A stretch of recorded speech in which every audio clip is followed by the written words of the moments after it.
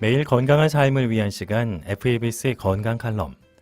오늘은 신경정신과 전문의 김종홍 원장입니다.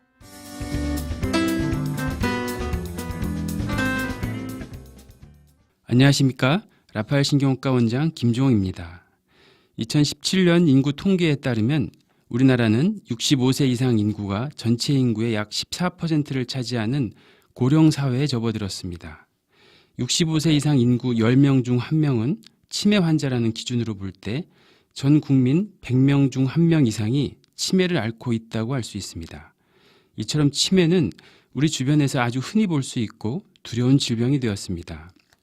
65세 이상 고령자 가운데 치매 환자가 차지하는 비율이 지난해 처음으로 10%를 넘어서 환자 수도 70만 명을 넘어섰고, 이는 한국이 고령사회에 접어들면서 치매와의 전쟁이 본격 시작된 셈이라 할 수 있습니다. 치매 유병률은 75세와 85세를 기점으로 급격히 증가하는데요.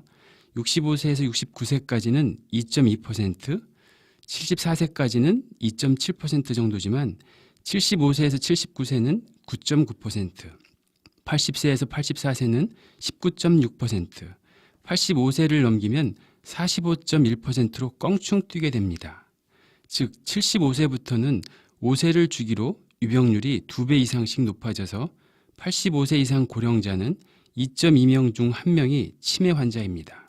현재 급격하게 빨라지고 있는 고령화 속도와 수명 연장 등을 감안하면 고령 치매 환자가 앞으로 더욱더 크게 늘어날 것으로 전문가들은 보고 있습니다.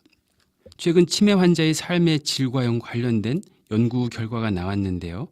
영국의 엑서터대에서 실시한 이 연구에 따르면 가족, 친구와의 좋은 관계, 사회활동, 종교적인 신념이 치매 환자의 삶이 질을 높이는 것으로 나타났습니다. 연구팀은 그동안 발표됐던 치매 환자의 삶의 질과 관련된 198편의 연구를 메타 분석한 결과 가족이나 친구들이 환자를 지지해주고 소규모 조직에라도 소속돼 있거나 사회활동에 참여하고 종교적인 믿음을 갖고 있었을 때 치매에 걸려도 행복한 것으로 나타났습니다. 반면 치매 유형, 성별, 교육 수준, 소득 수준 등은 치매 환자의 삶의 질에 큰 영향을 끼치지는 않았습니다. 기억을 잃는 것 외에 다른 증상이 심하지 않은 환자는 원래 긍정적인 성격을 갖고 있는 경우가 많고 좋은 인간관계로 사회활동을 꾸준히 하고 종교적인 믿음을 갖고 있는 비율이 높다는 것입니다.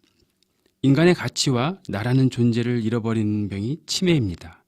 누구나 피해가고 싶은 병입니다.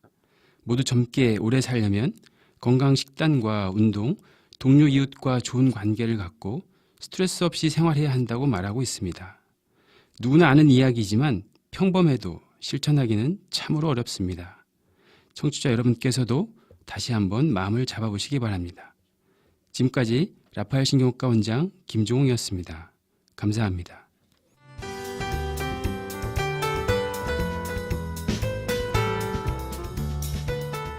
지금까지 FABC 건강 칼럼이었습니다.